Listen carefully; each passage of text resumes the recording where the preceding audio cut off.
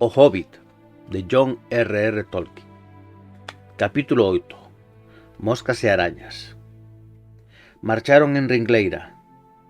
A entrada do carreiro era unha especie de arco que levaba a un túnel sombrío formado por dúas grandes árbores que se cruzaban, demasiado vellas, afogadas pola hedra e cubertas de lique para poder ter algo máis que unhas poucas follas denegridas. O carreiro mesmo era estreito e cobregueaba polo medio dos troncos. A luz da entrada converteuse pronto nun brillante buratiño alá atrás, e o silencio era tan profundo que os seus pasos resoaban xordos polo camiño mentras as árbores todas se asomaban por riba deles e escoitaban. Cando os seus ollos se fixeron á penumbra, puideron ver con dificultade, aos lados, unha especie de claridade verde escura. Ocasionalmente, unha raiola de sol que tivera a sorte de penetrar por algunha abertura das follas de arriba, e aínda máis sorte de que non atrapasen os esarillados arbustos e as polas mestas de abaixo, chegaba a terme brillante o chan diante deles. Pero isto acontecía moi de cando en vez, e de calquera xeito pronto cesou. Había esquíos negros no bosque, así que os ollos agudos e inquisitivos de Bilbo se acostumaron a ver as cousas, puido albiscalos cruzando a toda presa o carreiro e agochándose detrás dos troncos. Tamén había extraños ruidos, gruñidos, murmurios e carreiriñas na maleza, e polas follas que se xuntaban en interminables moreas nalgúns sitios do bosque. Pero a causa dos ruidos non a puido ver. As cousas máis noxentas que viron foron as teas de araña, escuras arañeiras mestas, con fíos extraordinariamente grosos, a miúdo tendidas dunha árbore a outra, ou enleadas nas polas máis baixas a ambos os lados delas. Non había ningunha que atravesase o carreiro, pero non puideron saber se o que a mantiña despexado era maxia ou era outra cousa.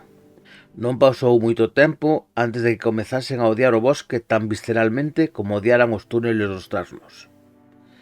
E isto aínda parecía ofrecer menos posibilidades de chegar ao final. Pero tiñan que continuar, malia sentir que degoraban por ver o sol e o ceo, e máis aínda por sentir o vento nas caras. Debaixo do teito do bosque non corría o aire, eternamente inmóvil, escuro e abafante. Mesmo os ananos o notaron, eles que estaban afeitos a construir túneles e a vivir ás veces longas tempadas en a luz do sol. E o Hobbit, a quen lle gustaban os buratos para facer a súa casa, non só para pasar os días de verán neles, sentía que abafaba pouco a pouco. As noites eran o peor. Entón facíase oscuro como a brea, pero como a brea de verdade, tan negro que non se podía ver nada en absoluto. Bilbo intentou abanicarse coa man por diante do nariz, pero non puido vela. Aínda que quizáis non era correcto dicir que non podían ver nada. Podían ver ollos. Dormían todos xuntos, moi achegados, e rotaban para vixiar. E cando foi a vez de Bilbo viu lampexos na escuridade ao redor deles, e ás veces pares de ollos amarelos, vermellos ou verdes. Fitábanos dende unha distancia curta. E logo esvaíanse e desaparecían a modiño, e a modiño volvían brillar noutro sitio. E ás veces lampexaban nas polas que había xusto enriba del, e iso era o máis terrorífico, pero os ollos que menos lle gustaban eran uns horribles, pálidos e bulbosos. Ollos de insecto, pensou, non ollos de animal, aunque son demasiado grandes. Malia que aínda non ía moito frío, tentaron facer unhas fogueiras pola noite, pero pronto desistiron. Parecía que tían centos e centos de ollos ao redor deles, pero as criaturas, fosen o que fosen, tiñan cuidado de non deixar ver nunca os seus corpos no tenue resplandor das chamas. Peor aínda, atraían milleiros de abelaíñas negras e de cor gris escura, algunhas case tan grandes como a vosa man, reboando e zoando ao redor das orellas deles. Non o podían aturar, nin tampouco os enormes morcegos, negros como un sombreiro de copa. Así que desistiron de facer fogueiras e sentaron na noite e durmiñaron na enorme e sinistra escuridade. Todo isto durou o que o Hobbit lle pareceron séculos e séculos, e sempre tiña fame, pois levaban un cuidado extremo coas provisións. Mesmo así, Cos días sucedéndose e co bosque parecendo exactamente o mesmo, comezaron a angustiarse. A comida non ia durar sempre.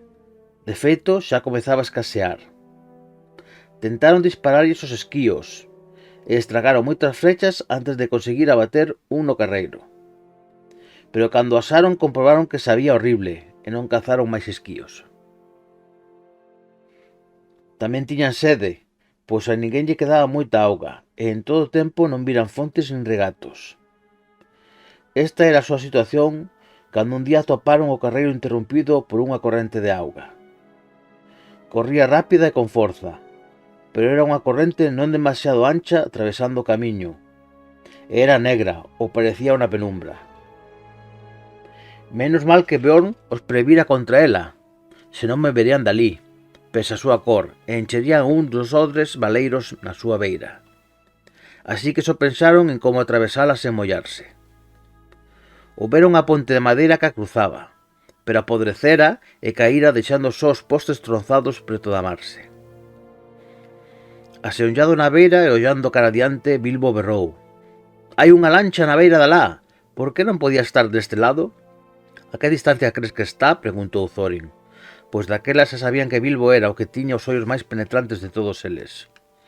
«Non moi lonxe, non creo que estea a máis de 12 yardas». «12 yardas?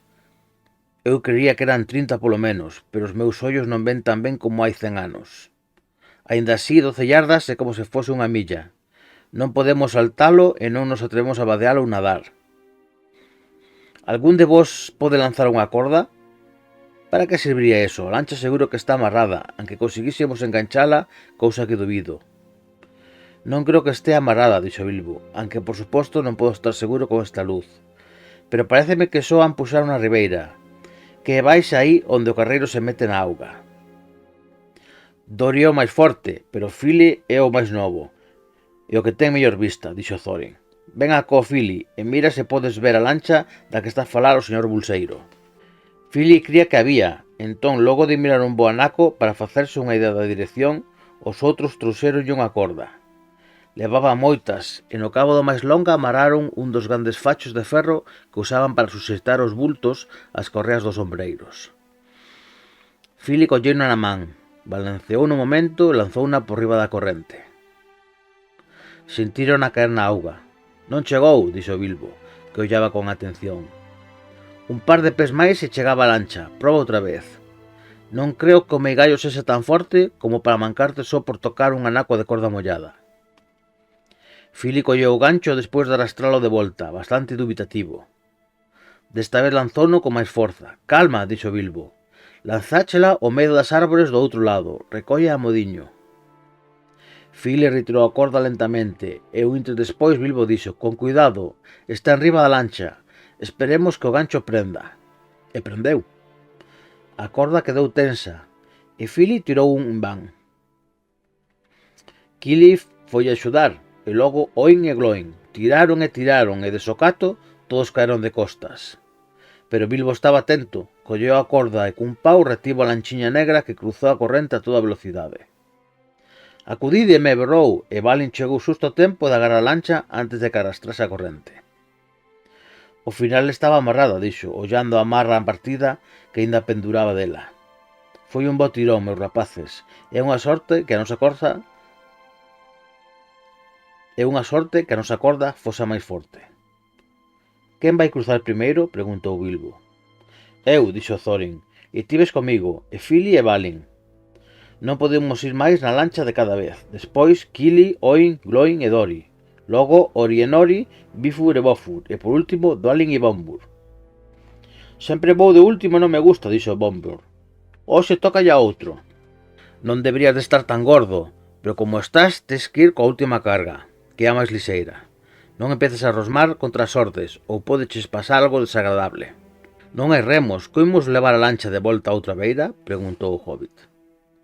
«Dádeme outra corda e outro gancho», dixo Fili, e cando lle levaron lanzou na escuridade diante todo o alto que puido. Como non caeu, supuxeron que quedara enganchado nas polas. «Embarcad agora», dixo Fili, «e que un de vos colla a corda que está amarrada nun árbore do outro lado. Outro que aguante o gancho que usamos ao principio. e cando esteamos seguros no outro lado, pode enganchalo e traer a lancha de volta. Deste xeito, pronto estiveron todos na outra beira, cruzando a salvo o río Meigado. Dalin acabara o susto de desembarcar coa corda enrolada no brazo e Bombur, que aínda rosmaba, preparábase para seguilo, cando sucedeu unha desgracia. Polo carreiro adiante veu un ruido de cascos e da escuridade saiu de repente un cervo voador. Embestiu contra os ananos e derrubounos e, de contado, preparouse para saltar. Levantouse e cruzou o río cun forte salto, pero non chegou a outra beira ileso. Thorin foi o único que se mantivo de pé alerta, así que desembarcaron, preparou o arco e colocou unha flecha por se aparecía algún guardián oculto da lancha. Entón disparou rápido e con puntería ao animal, que se derrubou ao chegar a outra beira. Devoráronno as sombras, pero oíron o son dos cascos facerse irregular e despois parar. Antes de que pudesen berrar en lumbaza o disparo, un horrible laio de Bilbo sacoulles a todos do sentido a idea de comer veado. «Bombur caeu! Bombur afoga!» berrou. Era pura verdade. Bombur só tiña un pé en terra cando o cervo embestira e saltara por riba del. Tropezara, afastando a lancha da rebeira, e logo caera na auga escura, coas mans a escorregarlle das raíces viscosas da beira. Mentres a lancha xiraba lentamente desaparecía.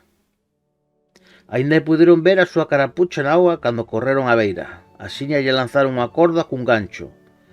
A súa man agarrouse e tiraron por el para a terra. Obviamente estaba enchoupado dos pés á cabeza.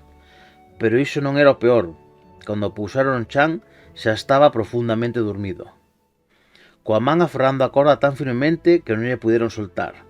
E profundamente dormido seguiu, a pesar de todo o que lles foi posible facer.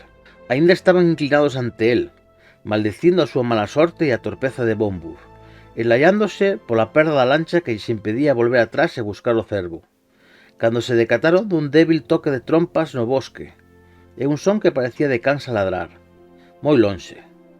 Entón quedaron todos en silencio e cando sentaron pareceulles oír o son dunha gran cacería indo cara ao norte do carreiro, aínda que non viron nada. Quedaron ali sentados un bo anaco sen ousar moverse. Bombur seguía a dormir cun sonriso na súa repoluda cara, como se xa non lle importasen aqueles problemas que os importunaban. De súpeto apareceron uns cervos brancos polo carreiro adiante, unha femia e as crías tan niveamente blancos como negro fora o veado. Refulxían nas sombras. Antes de que Thorin pudese berrar, 3 dos ananos erguéranse dun chimpo e dispararon flechas cos seus arcos. Ningún apareceu dar no branco. Os cervos deron a volta e desapareceron entre as árbores tan silenciosamente como achegaran e os ananos dispararon en van as súas flechas tras deles. «Quietos, quietos!» berrou Thorin. Pero era demasiado tarde, os excitados ananos desperdiciaran as derradeiras flechas, e agora os arcos que lles dera Beorn eran inútiles.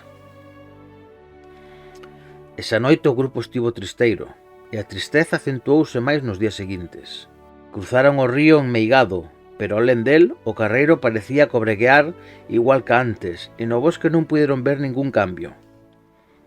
Se polo menos soubesen máis del e pensasen no significado da cacería e dos cervos blancos que apareceran, comprenderían que se aproximaban por fin ao lindeiro do leste, e que pronto chegarían, se mantivesen o valor e as esperanzas, a lugares onde as árbores eran menos mestas e a luz do sol chegaba de novo. Pero non o sabían, e tiñan que cargar co pesado corpo de Bombur, o cal transportaban como mellor podían, alternándose na fatigosa tarefa de 4 en 4, mentres os outros repartían os seus bultos. Se estes non se lixeirasen tanto nos últimos días, nunca o conseguirían, pero o durmiento e sorriente Bombur era un pobre sustituto das mochilas cheas de comida, por moi pesadas que fosen. En poucos días chegou o momento en que prácticamente non tiñan que comer nin que beber. Non puideron ver nada comestible que medrase no bosque, só fungos e ervas de follas pálidas e cheiro desagradable. Uns 4 días despois do río Meigado chegaron a unha zona na que a maioría das árbores eran fallas. Ao principio alegráronse do cambio, pois ali non había maleza e a escuridade non era tan profunda. Había unha luz verdosa por riba deles. En algúns lugares podían ver ata unha certa distancia a ambos os lados do carreiro. Pero a luz só lles amosaba interminables fileiras de dereitos troncos grises como os piares dun inmenso salón envolto en penumbra. Había un bafo no aire, e un son de vento que era un son tristeiro. Unhas poucas follas caeron lembrándoles que fora outono estaba chegando. Arrastraban os pés polo medio das follas secas doutros incontables outonos que se amoreaban nas marxes do carreiro, dende as vermellas alfombras do bosque.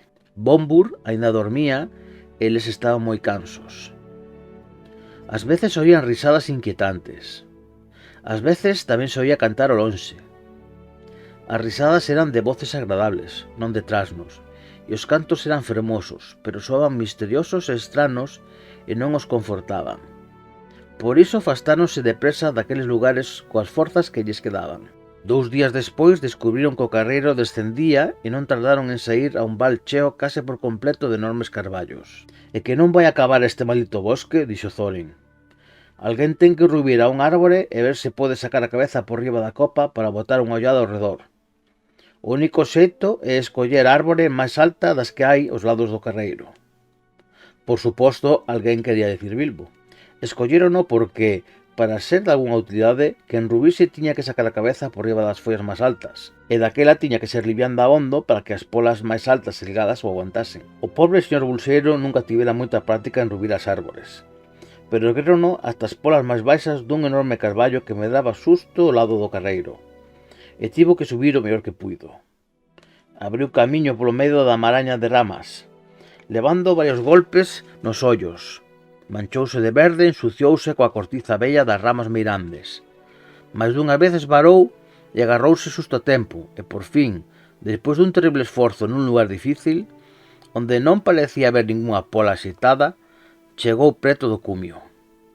Estivo preguntándose todo o tempo se habería arañas na árbore, e como ia a baixar, a non ser caendo. Finalmente sacou a cabeza por riba do teito de follas, e en efecto atopou arañas, pero eran pequenas, de tamaño normal, e andaban ás bolboretas. Os ollos de Bilbo casi cegaron coa luz, puido oír os ananos berrándolle dende alá abaixo, pero non podía respostarlles, só agarrarse e pestanexar. O sol brillaba intensamente, e pasou un bo anaco antes de que puidese soportalo. Cando puido, viu todo ao seu redor un mar escuro axitado a coaló pola brisa, e por todas as partes había centos de bolboretas. Supoño que era unha especie de emperador púrpura, unha bolboreta a que lle encantaban os cumios das carballeiras, aunque estas de purpúreas non tiñan nada, senón que eran dun negro escuro como o veludo, sen que lles vise ningunha outra marca. Ollou os emperadores negros durante un longo anaco e gozou o sentir a brisa no cabelo e no rostro. Pero por fin os berros dos ananos, que agora estaban patexando impacientes aló en baixo, lembráronlle a súa verdadeira misión. Non había boas perspectivas. Por máis que mirase, non puido ver acabar as árbores e as follas en ningunha dirección. O corazón, que se iluminara ao ver o sol e ao sentir o vento, caeulle os pés. Non ia haber comida cando voltase abaixo. En realidade, como vos dixera, non estaba moi lonxe do lindeiro do bosque, e se Bilbo tivese máis perspicacia, vería que a árbora que rubira, aunque era moi alta, erguíase preto do fondo dun anchoval, de xeito que dende o seu cumio as árbores semellaban medrar todas ao redor como os bordos dunha grande cunca, e non deu visto ata onde se estendía o bosque. Sen embargo, non se catou disto, e descendeu cheo de desesperación. Por fin chegou de novo o chan, rabuñado, acalorado e angustiado, e non foi quen de ver nada na penumbra de abaixo. As súas noticias pronto deixaron os outros tan desesperados como a él. O bosque esténdese sen fin en todas as direccións. Que imos facer? E de que sirve mandar un hobbit? Berraron, como se a culpa fose del. Importábanchelles ben as bolboretas, e aínda se incomodaron máis cando lles falou da agradable brisa, porque o peso deles impedille subir alá arriba e sentila. Esa noite comeron as derradeiras migallas e sobras de comida, e a mañá seguinte, cando despertaron, o primeiro do que se decataron foi de que continuaban ferozmente esfameados. E o seguinte foi que estaba a chover e que as pingueiras caían pesadamente acá e alá, no chan do bosque. Iso só lles lembrou que tamén morrían coa sede, sen que puidensen facer nada que os aliviase dela. Non se calma unha sede terrible poñéndose debaixo de carballos gigantes e agardando a que unha pingueira ocasional che caia na lingua. A única migalla de consolo veu inesperadamente de Bombur. Espertou de súpeto e sentou, rañando na cabeza. Non conseguía comprender onde estaba, nin por que tiña tanta fame, pois esquecera todo o acontecido dende que comenzaran a viaxe aquela mañá de maio de había tanto tempo. O último que lembraba era a reunión na casa do Hobbit, e custoulles convencelo de todas as aventuras que dende aquela viviran. Cando huiu que non había nada de comer, sentou e botouse a chorar, pois sentíase moi débil e tremíanlle as pernas. Por que espetaría eu, berrou? Tiña uns soños tan bonitos, soñei que camiñaba por un bosque parecido a este, alumeado con fachos nas árbores e lanternas penduradas das polas e fogueiras ardendo no chan. E había unha gran festa que non remataba nunca. Estaba ali un rei do bosque, cunha coroa de follas, e oíanse alegres cancións. E non podería contar nin describir as cousas que había para comer e beber. Excusas de tentalo, dixo Thorin. De feito, se non podes falar outra cousa, é mellor que cales a boca. Xa estamos anoxados dabondo contigo. Se non espertases, abandonaríamoste no bosque cos teus estúpidos soños. Non é unha broma cargar contigo o lombo, mesmo aunque non comeses moito nas últimas semanas. Agora non había outra cousa que facer máis que apertar os cintos ao redor dos seus estómagos baleiros, coller os seus sacos e mochilas baleiros e continuar a percorrer o carreiro sen moitas esperanzas de chegar ao final antes de caer e morrer de fame. Isto foi o que fixeron todo o día, camiñando a modo e fatigosamente, mentres Bombur continuou a barallarse de que non podía coas pernas e de que quería doitarse a dormir. Non se che ocurra, dixeron, que as túas pernas fagan a súa parte, nós acarrexamos contigo dabondo. A pesar de todo, de repente negouse a dar un paso máis e tirouse o chan. Seguide se tendes que facelo, dixo. Eu voume botar a dormir aquí e a soñar con comida, se non podo conseguila de outro xeito. Espero non espertar máis. Naquel preciso momento, Balin, que ia un pouco adiantado, berrou. Que é iso? Creo que vin un lampexo de luz no bosque. Todos ollaron e pareceulles que moi ao lonxe viran un brillo vermello na escuridade. Logo outro, e outro romperon o lado. Mesmo Bombur se ergueu, e entón apertaron todos o paso, sen preocuparse de se serían trolls ou trasnos. A luz estaba en fronte deles e á esquerda do carreiro, e cando finalmente chegaron á súa altura, parecía evidente que ardían fachos e fogueiras baixo os árbores, aunque a unha boa distancia do carreiro. Parece como se os meus soños estivesen a facer realidade, boquexou Bombur, refolgando desde detrás. E quixo botar a correr polo medio do bosque en dirección ás luces, pero os outros lembraban moi ben as advertencias do mago e de Beorn. De pouco nos ha de servir un banquete se non saímos vivos del, dixo Thorin. Pero de calquera xeito, sen un banquete non imos seguir vivos moito tempo, dixo Bombur. E Bilbo asentiu con vehemencia. Discutiron o asunto dende todos os puntos de vista durante un bo anaco, ata que acordaron por fin mandar 2 espías, para que se achegasen arrastrándose as luces e descubrirse máis sobre elas. Pero entón non puderon poñerse de acordo en quen enviar. Ninguén parecía ansioso por correr o risco de perderse e nunca máis volver a topar os seus amigos. Ao final, malia as advertencias, a fame decidiunos, pois Bombur continuaba describindo todas as cousas boas que estaban a comer, de acordo co seu soño, no banquete do bosque. Daquela, abandonaron o carreiro e mergulláronse todos xuntos no bosque. Despois de moito arrastrarse e agatuñar, espreitaron por detrás duns troncos e viron un clareiro onde botaran abaixo algunhas árbores e acheraran o chan. Había ali moita xente, persoas de aspecto élfico, todas vestidas de verde e marrón, e sentadas en toradas das árbores derrubadas, formando un gran círculo. Había unha fogueira no medio e fachos acesos, suxeitos en árbores de redor. Pero a visión máis espléndida de todas era que comían e bebían e rían alegremente. O arrecendo das carnes asadas era tan fascinante que, sen aguardar a consultarse, todos eles se levantaron e botaron a correr para o círculo coa única idea de conseguir unha pouca comida. Así que o primeiro deu un paso no clareiro, apagáronse todas as luces como por arte de maxa. Alguén deu un couce na fogueira, que se desfixo nun estupido de brillantes charamuscas e esmoreceu. Quedaron perdidos nunha completa escuridade, sen ningunha luz, e nin siquiera conseguían atoparse uns a outros, polo menos durante un longo tempo. Despois de estaren correndo frenéticamente na escuridade, tropezando nos troncos, chocando coas árbores e berrando e chamando ata espertar probablemente a todo o bosque ao longo de varias millas, alá conseguiron por fin xuntarse todos e contarse polo tacto. Claro que, mentres tanto, xa esqueceran en que dirección quedaba o carreiro, e estaban irremediablemente perdidos polo menos ata mañá. Non había nada que facer, agás prepararse para pasar a noite alí onde estaban.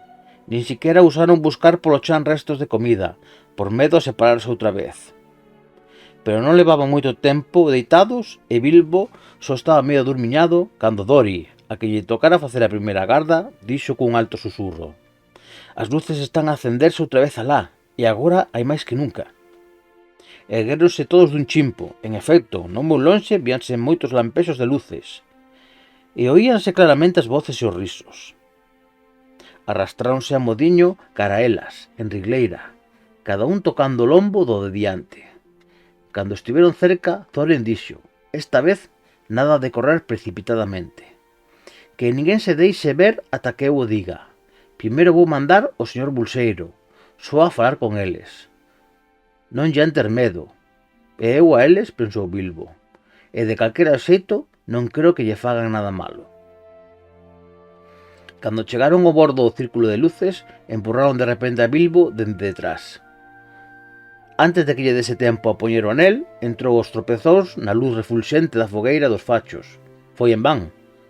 Todas as luces apagaron de novo e volveu a completa escuridade.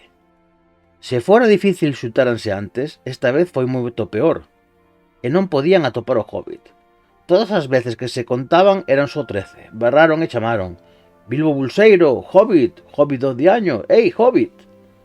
«Mal rayo te parta, onde estás?» e outras cousas polo estilo, pero non había resposta. Xa ían perder a esperanza cando Dori tropezou con el, por pura sorte. Na escuridade caeu sobre o que pensaba que era un tronco e descubriu que era o Hobbit. Ennovelado e profundamente dormido, tiveron que abalalo moito para que espertase, e cando espertou non quedou moi contento. «Estaba a ter un soño tan maravilloso», gruñiu, cunha cea do máis espléndido. «Contra, quedou como a Bombur», dixeron. «Non nos fales de soños, as ceas soñadas non serven de nada, e non as podemos compartir». «É o mellor que podo conseguir neste horrible lugar», murmurou, mentre se deitaba carón dos ananos e tentaba quedar outra vez dormido e recuperar o seu soño. Pero as luces no bosque aínda non remataran.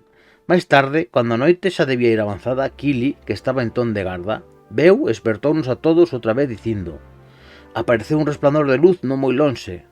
Centos de fachos e moitas fogueiras deben de terse acendido de socato e por arte de maxia, e escoitade os cantos e as arpas». Despois de escoitar deitados un anaco, decatáronse de que non podían resistir o desexo de achegarse e tratar unha vez máis de pedir axuda. Erguéronse de novo, e desta vez o resultado foi desastroso. O banquete que viron entón era maior e máis magnífico que antes. E a cabecera dunha longa ringleira de comensais sentaba un rei do bosque cunha coroa de follas nos cabelos dourados, moi semellante á figura que Bombur describira no seu soño. A xente élfica pasaba cuncas de man en man e por riba das fogueiras. Algúns tocaban as arpas e moitos cantaban. Levaban os seus relucentes cabelos adornados con flores, semas verdes e brancas escintilaban nos colares e nos cintos, e as caras e as cancións eran de ledicia. Os cantos sonaban altos, claros e fermosos, e entón Thorin avanzou cara a eles. Na metade dunha palabra caeu un silencio mortal. Apagaronse todas as luces. As fogueiras fixéronse fumo negro. As brasas e as cinzas foronlles os ollos dos ananos, e o bosque encheuse outra vez co seu clamor e cos seus berros. Bilbo atopouse correndo ás voltas, o iso cría, e chamando: «Dori, Nori, Ori, Oin, Groin, Fili, Kili, Bombur, Bifur, Bofur, Balin, Balin, Thorin escuro de carballo». Mentre xente a que non vía nin sentía facía o mesmo ao seu redor, con algún acosenal Bilbo polo medio.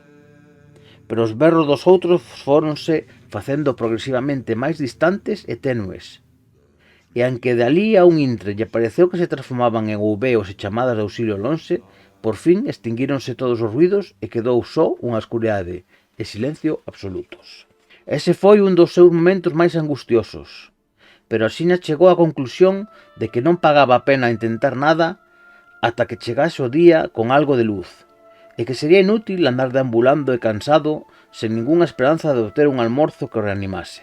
Daquela sentou apoiando as costas nunha árbore, e non por última vez se atopou pensando no seu distante burato hobbit. Coas súas fermosas despensas, estaba absorto en pensamentos de touciño e ovos e torradas en manteiga, cando notou que algo o tocaba. Algo semellante a un cordel forte e pegañento adheríraselle á man esquerda, e cando tentou movela decatouse de que xa tiña as pernas amarradas do mesmo xeito, de modo que cando quixo erguerse, caeu. Entón, a grande araña que estivera atarefada amarrando mentres dormiñaba, veu dende detrás e botóuselle enriba. Só puidera verlle os ollos, pero sentiu as súas patas peludas, mentres a criatura trataba de envolvelo con voltas e máis voltas do seu abominable fío. Foi unha sorte que reaccionase a tempo. Pronto xa non se ia poder mover, e aínda así tivo que librar unha desesperada loita antes de quedar libre. Apartou a criatura coas mans, estaba tentando envelenalo para inmobilizalo, como fan as arañas pequenas coas moscas, ata que lembrou a espada e a desenvañou. Entón a araña soltou para atrás e el tivo tempo de liberar as pernas. Agora tocáballe a el atacar. Claro que a araña non estaba acostumada a cousas que levasen aguillóns daquele estilo aos lados, ou afastaríase máis asiña. Bilbo botouse sobre ela antes de que dese tempo a desaparecer e feriuna coa espada xusto nos ollos. Entón a criatura toleou e saltou, danzou e estirou as patas en horribles convulsións, ata que a matou con outra estocada. E logo deixouse caer e non lembrou nada máis durante un longo anaco. Cando volveu en sí, veu ao seu redor a habitual luz cincenta do día no bosque. A araña estaba morta ao seu carón, e a folla da espada estaba manchada de negro. De algún xeito, matar a araña xigante, el só, na escuridade, sen axuda do mago nin dos ananos, nin de ninguén, causou un gran cambio no señor Bolseiro. Sentiuse unha persoa diferente, moito máis fero e usado. Peso o estómago baleiro, mentres limpaba a espada na erva e a metía de volta na funda. Vouche dar un nome, díxolle, eiche chamar Aguillón. Logo saiu a explorar. O bosque estaba escuro e en silencio, pero obviamente tiña que empezar a buscar os seus compañeiros, que non debían andar moi lonxe, a menos que os fixesen prisioneiros os elfos, ou algo peor. A Bilbo non lle parecía prudente poñerse a berrar, e durante un longo intre preguntouse en que dirección quedaba o correiro e en que dirección tiña que ir primeiro na procura dos ananos. Por que non lembraríamos os consellos de Beorn e os de Gandalf? Lamentouse. En que sarillo nos metemos todos nós? Quen me dera que fósemos aínda todos nós? É horrible estar só. Por fin calculou como mellor puido a dirección da que viñeran os berros de axuda pola noite, e por sorte, nacera cunha boa provisión dela, acertou bastante, como veredes. Unha vez que se decidiu, arrastrouse todo e habilmente que puido. Os hobbits son moi hábiles e silenciosos, sobre todo nos bosques, como xa vos dixen. Ademais, Bilbo puxera o anel antes de iniciar a marcha. Foi por iso que as arañas non o viron nin o oíron chegar. Abrírase pasos liandeiramente un bo treito, cando descubriu unha mesta sombra negra diante del, negra mesmo para aquel bosque, como unha extensión de medianoite que nunca mencera. Cando se achegou, decatouse de que estaba feita de teas de araña, unhas por riba doutras e todas ensarilladas. De socato deuse de conta tamén de que había enormes e horribles arañas sentadas nas polas enriba del, e maliatero nel tremeu co medo de que o descubrisen. Quedou detrás dun árbore fitando un grupo delas durante un intre, e logo, co silencio e coa quietude do bosque, decatouse de que aquelas detestables bestas estaban a falar unhas con outras. As súas voces eran como tenues estralos e siseos, pero puido comprender moitas das palabras que dicían. Estaban a falar dos ananos. Foi unha loita ardua, pero pagou a pena, dixo unha. A verdade é que teñen uns pelellos grosos e noxentos, pero aposto que por dentro hai bozume. Si, han estar ben vós, despois de levar pendurados un pouco, dixo outra. Non os teñades pendurados demasiado tempo, dixo unha terceira. Non están todo gordos que deberían, coido que non comeron moi ben ultimamente. Eu digo que os matedes, xixou unha cuarta. Matedeos agora e pendurade os mortos durante un tempo. Aposto que xa están mortos, dixo a primeira. Non están tal, acabo de ver a un forcexeando. Diría que despertando dun fermoso soño, amosareívolo. E dese xeito unha das gordas arañas correu por unha corda ata que chegou onde unha dúcia de bultos pendurados en fileira nunha gran pola. Bilbo quedou horrorizado cando os viu por primeira vez suspendidos entre as sombras, o descubrir un pedano que sobresaía do fondo dun dos bultos, o acó e aló a punta dunha nariz, ou un anaco de barba, ou unha carapucha. A araña dirixiuse ao bulto máis gordo, apostaría que ese é o pobre vello Bombur, pensou Bilbo, e peniscou con forza na nariz que saía. Oíxe un berro afogado no interior, e un pé saiu e dei un couce forte e certeira a araña. Oíxe un ruido, como se lle dese unha patada a un balón desinflado, e a furiosa araña caeu da pola, agarrándose no seu propio fío xusto tempo. As outras riron. Levabas razón, dixeron, a carne está viva e coleando. Pronto lle hei poñer fin a iso, xixou a araña anosada, voltando a trepar na pola. Bilbo viu que chegara o momento de facer algo. Non podía chegar onde as bestas e non tiña nada que dispararlles, pero ollando ao redor descubriu que naquel sitio había moitas pedras, no que parecía ser o leito seco dun regato. Bilbo tiña bastante boa puntería tirando pedras, e non tardou moito en atopar unha ovalada lisa que lle collía perfectamente na man. De neno practicara tirándolles pedras ás cousas, ata que os coellos e os esquíos e mesmo os paxaros se apartaban do seu camiño rápidos como centellas así que o vían aparecer.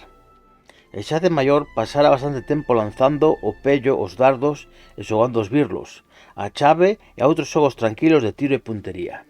De feito, sabía facer moitas cousas ademais de anéis de fume, adiviñas e cociñar, que aínda non tiven tempo de vos contar. E agora tampouco teño. Mentres apañaba pedras, a araña chegara a onde o Bombur, que pronto estaría morto. Nese momento Bilbo disparou. A pedra deulle a araña de cheo na cabeza e caeu da árbore sen sentido, coas patas encollidas. A pedra seguinte atravesou zumbando unha gran tea, rompendo os fíos e derrubando a araña que estaba sentada no medio dela, e que caeu morta. A seguir, houve unha gran conmoción na colonia de arañas, e por un momento esqueceron os ananos podedes estar seguros. Non podían ver a Bilbo, pero dábanse perfecta conta da dirección da que viñan as pedras.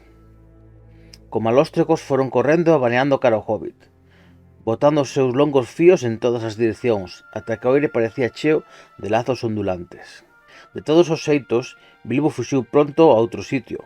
Ocorréraselle a idea de afastar as arañas cada vez máis furiosas de onde os ananos se podía facer que quedasen intrigadas, excitadas e anoxadas. Todo ao mesmo tempo. Cando unhas 50 chegaran ao lugar onde estivera antes, guindoulles algunhas pedras máis, e a outras que pararan detrás. Entón, valando polo medio das árbores, comezou a cantar unha canción para enfureceras e levalas tras del, e tamén para que os ananos oísen a súa voz. E iso que cantou: Bella araña gorda, nun árbore a tecer, bella araña gorda, non me podes ver, velenosa, velenosa, non has parar de fiar para me vir a buscar? Bella langrana, corpachona, bella langrana, non me podes espreitar, velenosa, velenosa, baixa dai, non me has coller en riba da árbore. Tal vez non fose unha canción moi boa, pero debedes lembrar que tivo que improvisar no apuro dun momento arriscado, e de calquera xeito deu o resultado que agardaba. Mentres cantaba, guindou algunhas pedras máis e patexou. Prácticamente todas as arañas que ali había foron tras del, unhas choutando chan e outras corrían ao longo das polas, choutando de árbore en árbore, ou tecían novas cordas polo medio dos espacios escuros. Ían cara ao ruido máis axiña do que esperaba. Estaban verdadeiramente furiosas. A parte das pedras, a ningunha araña lle gustara nunca que lle chamasen velenosa e langrana, dende logo, é insultante para calquera. Bilbo correu para outro sitio, pero moitas das arañas foran xa a diferentes puntos do clareiro en que vivían. Estaban moi atarefadas a tecer teas por todos os espacios que había entre os troncos das árbores. Moi pronto o Hobbit ia quedar atrapado cunha tupida rede de cordas ao seu redor, polo menos esa era a idea das arañas. Parado no medio daqueles insectos que cazaban e tecían, Bilbo xuntou todo o seu valor e comezou unha nova canción.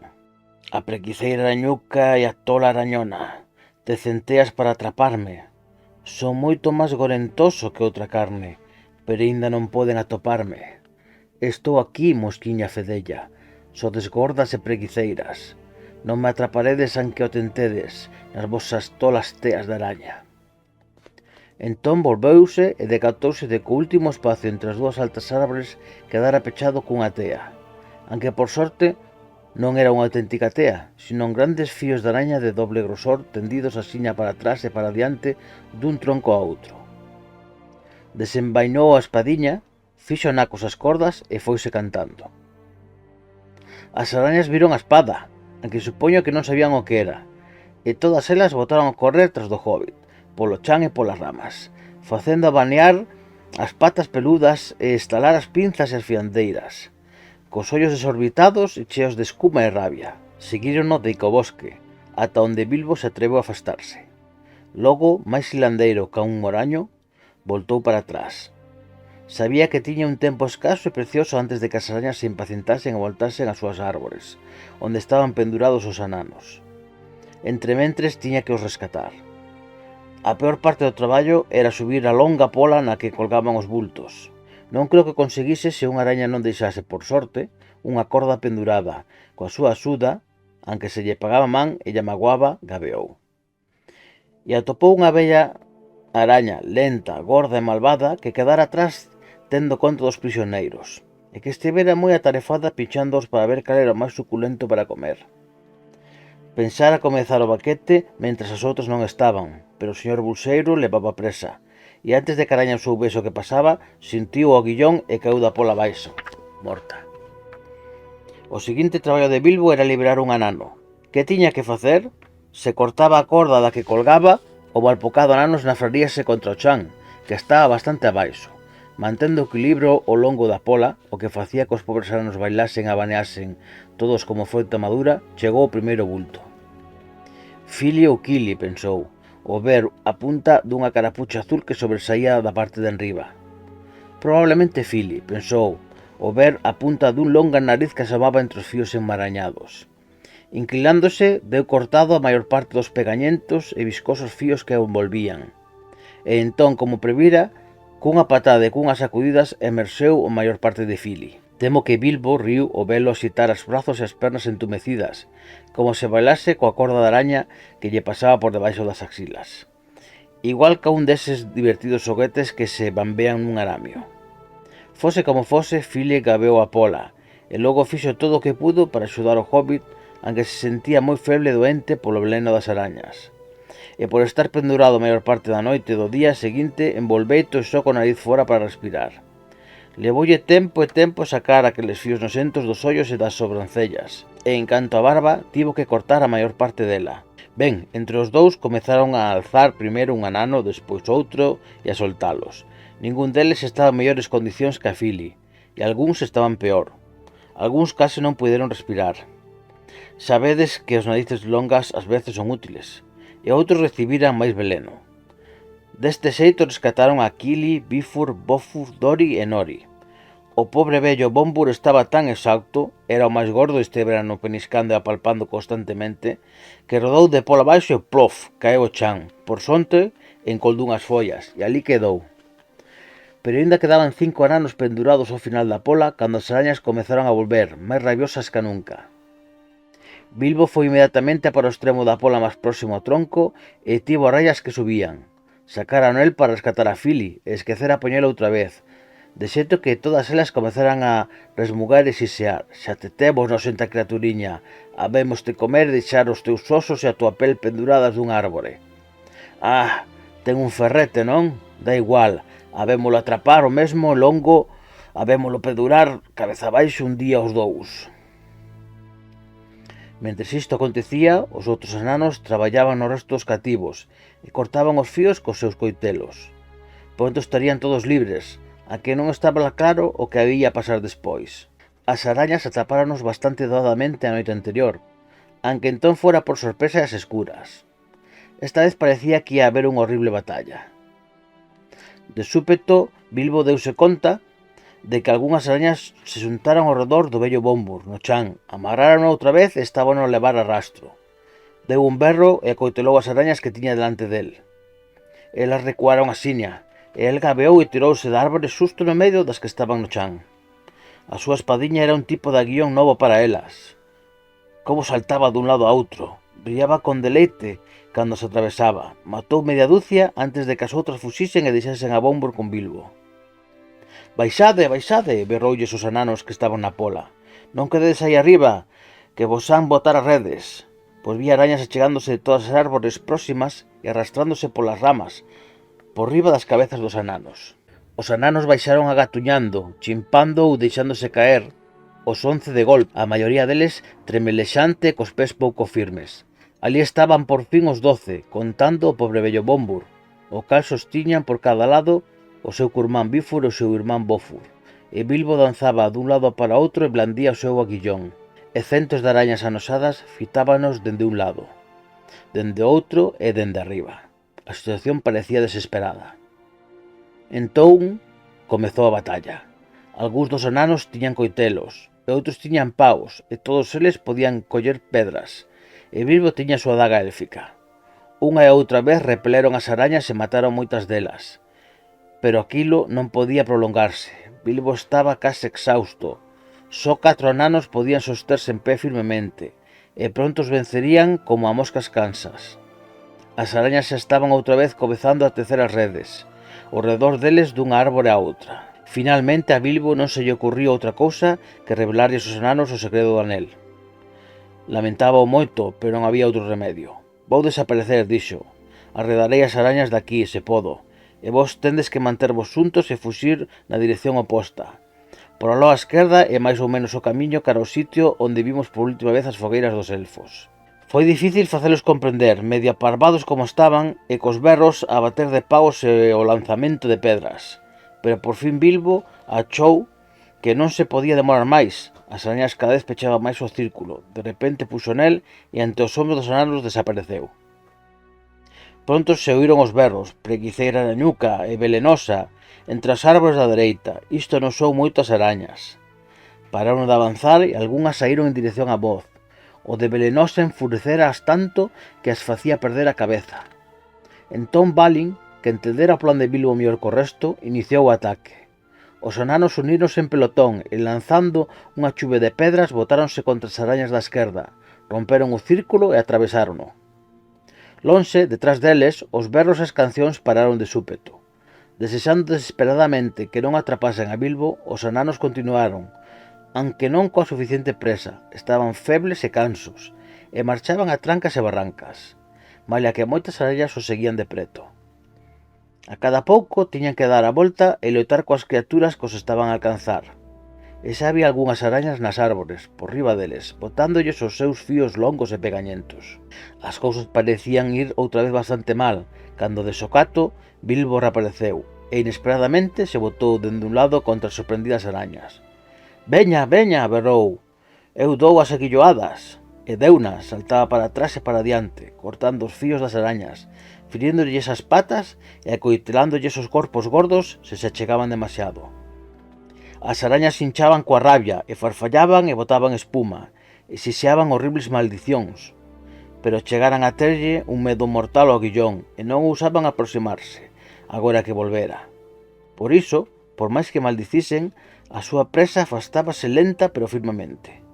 Foi unha situación horrible e pareceu durar horas, pero por fin, xusto cando Bilbo sentía que non podía levantar a man para dar ningún golpe máis, as arañas de súpeto desistiron, e xa non o seguiron, senón que volveron decepcionadas á súa escura colonia. Entón os ananos decatáronse de que chegaron ao bordo do círculo onde arderan as fogueiras dos elfos, aunque non sabían se era unha das que viran a noite anterior.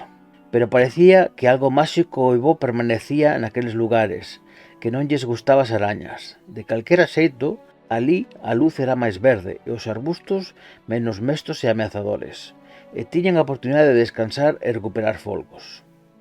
Estiveron ali algún tempo, ampeando e bafexando, pero logo comezaron a facer preguntas. Quixeron que lles explicasen cuidadosamente todo o asunto da desaparición. e o descubrimento do anel interesoulles tanto que por un momento esqueceron os seus propios problemas. Balin, en concreto, insistiu en oír outra vez a historia de Gollum, con adiviñas e todo, e o anel no lugar que lle correspondía. Pero ali a pouco a luz comezou a decaer, e entón houve outras preguntas. Onde estaban? Onde estaba o carreiro? Onde habería comida? E que ian facer agora? Fixeron estas preguntas unha detrás da outra, e parecían agardar as respostas do pequeno Bilbo. Polo cal podedes observar que a súa opinión sobre o señor Bolseiro cambiara moito, e comezaban a terlle un gran respecto, como Gandalf dixera que farían. Ademais agardaban de veras que se lle correse algunha idea maravillosa para axudalos, e casi non resmungaban. Sabían demasiado ben que todos estarían mortos se non fose polo Hobbit, e deronlle as gracias moitas veces. Algúns deles mesmo se levantaron para inclinarse ata o chan diante del, aunque caesen co esforzo e non se pudense soster sobre as pernas durante algún tempo. Saber a verdade sobre a desaparición non disminuíu en absoluto a súa opinión sobre Bilbo, pois vían que tiña agudeza e tamén boa sorte e un anel máxico, 3 posesións que son todas elas moi útiles. De feito, louvárono tanto que Bilbo comezou a sentir que realmente había algo do usado aventureiro nel. Despois de todo, aunque se sentiría moito máis audaz se tivese algo para comer. Pero non había nada, nada en absoluto. En ningún deles estaba en condicións de ir buscar ren, nin na procura do camiño perdido. O camiño perdido. Ningún outro día pasaba pola cabeza a cansa de Bilbo. Sentou e quedou ollando as interminables árbores que tiña diante del. E pouco despois todos eles calaron outra vez. Todos agás Balin. Moito despois de que os outros calasen e pesasen os ollos, el seguiu murmurando e rindo só. Gollum, carafio, entón foi así como pasou por diante miña, non? Agora o entendo. Arrastrácheste en silencio, señor Bolseiro. Os botóns espallados pola soleira. O bo vello Bilbo, bobo. E logo quedou dormido. E houve un completo silencio durante moito tempo. De socato, Dwalin abriu un ollo e mirou ao redor. «Onde está Thorin?», preguntou. Foi un golpe terrible. Dende logo só eran 13, 12 ananos e un hobbit. Daquela, onde estaba Thorin? Preguntáronse que mal fado. Máis ou tenebrosos monstros caían sobre el e estarreceron, ali perdidos no bosque. Caeron un por un nun incómodo sono cheo de horribles soños, mentres o serán se facía noite negra. E aí temos que deixalos de momento, demasiado doentes e febles como para deixar alguén de garda ou para ponerse a vixiar por quendas. Thorin fora capturado moito máis asina que eles. Lembrades que Bilbo caeu dormido como un tronco cando entrou no círculo de luz?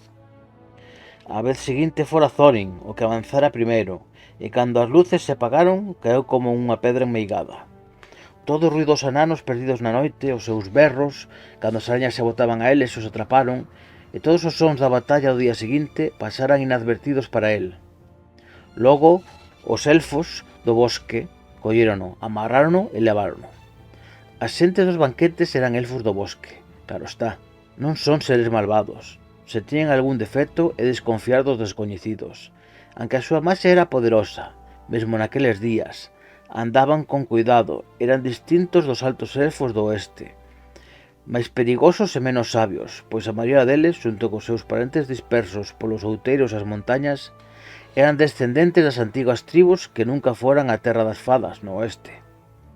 Alí foron os elfos da luz, os elfos do abismo e os elfos do mar, e viviron durante séculos e fixéronse máis fermosos e sabios e máis prudentes, e inventaron a súa maxia e a súa enxenosa arte para facer obxetos belos e maravillosos, antes de que algúns volvesen ao mundo ancho.